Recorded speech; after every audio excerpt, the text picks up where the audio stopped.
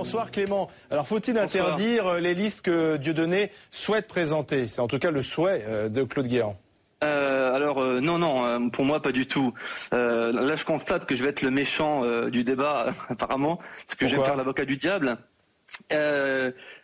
Si on part du principe, j'ai écouté toute l'après-midi les informations sur votre chaîne et j'ai plus particulièrement tout à l'heure Monsieur Mazerolle qui nous expliquait qu'il était extrêmement difficile de critiquer le sionisme puisque c'était très très lié à la communauté juive.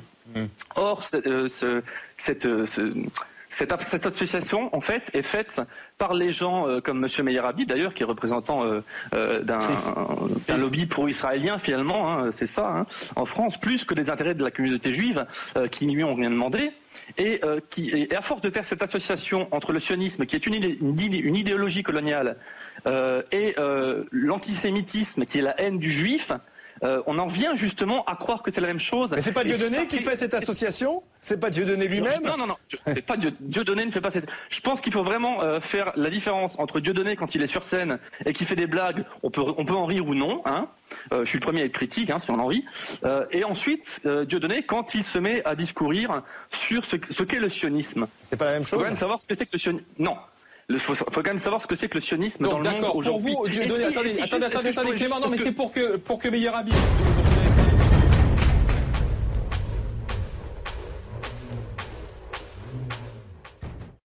Selon vous, Dieudonné, avec des listes antisionistes, il se place vraiment sur un débat politique. Il pose un problème politique, parce que vous-même, vous avez parlé d'un État colon en parlant des Israéliens. Meyer Habib, est-ce que vous pouvez répondre, s'il vous plaît?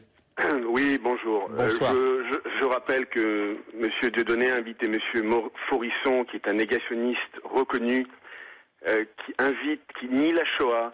Ce sont des gens qui sont des négationnistes et qui masquent leur antisémitisme par de l'antisémitisme, par de l'antisionisme. Oui. Nous sommes évidemment sensibles à la demande de M. Guéant. La communauté juive est pour l'application de la loi républicaine, ni plus ni moins. Nous demandons à l'État d'appliquer la loi, et seulement la loi.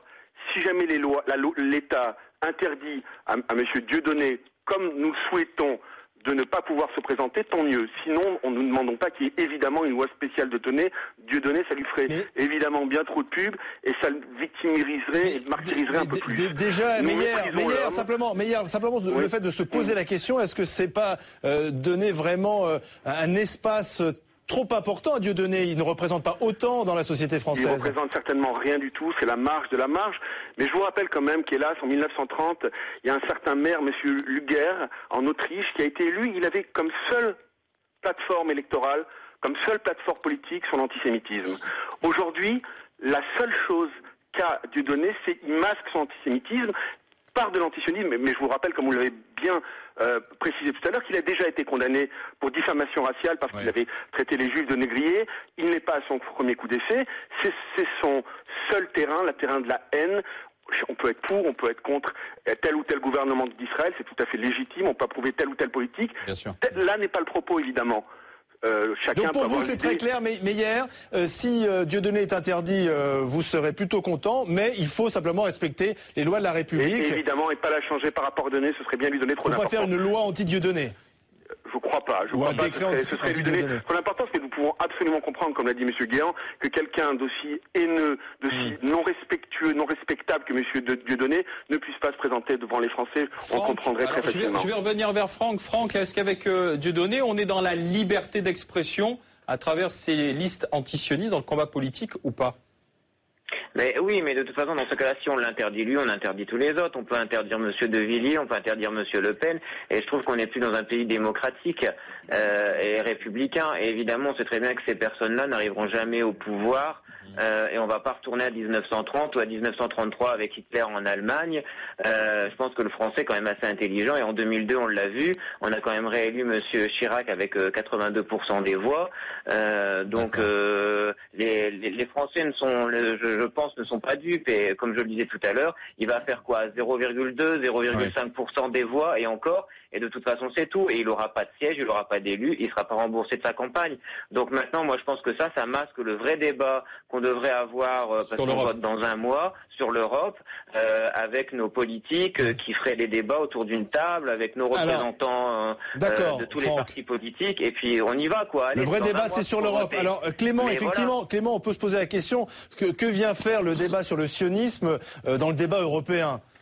Eh bien, écoutez, si vous avez comme moi regardé la conférence de presse qu'ils ont donnée et qui est disponible sur Dailymotion, si on désire la voir, quand on a posé cette question à Monsieur Alain Soral, qui faisait partie de l'Assemblée, qui fait aussi partie de sa liste, il me semble. Un ancien membre du Front National. Non, il n'était pas membre. Il était conseiller. Sa carte. Il était conseiller du Front National, enfin conseiller du président Jean-Marie Le Pen. Pour Le Pen une fois. Enfin bref. Non, un peu plus. Enfin, c'est pas grave. Le débat est pas sur Soral.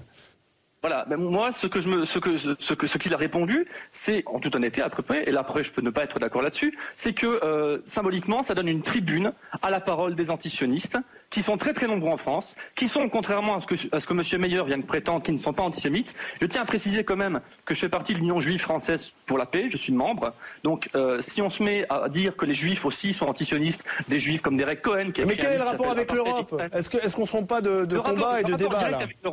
Le rapport direct avec l'Europe. Avec les élections européennes, hein.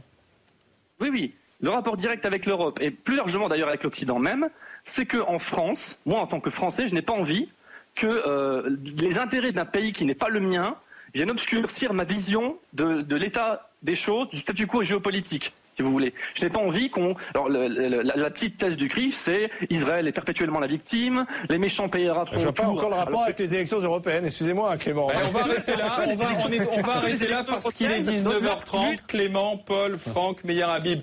Merci.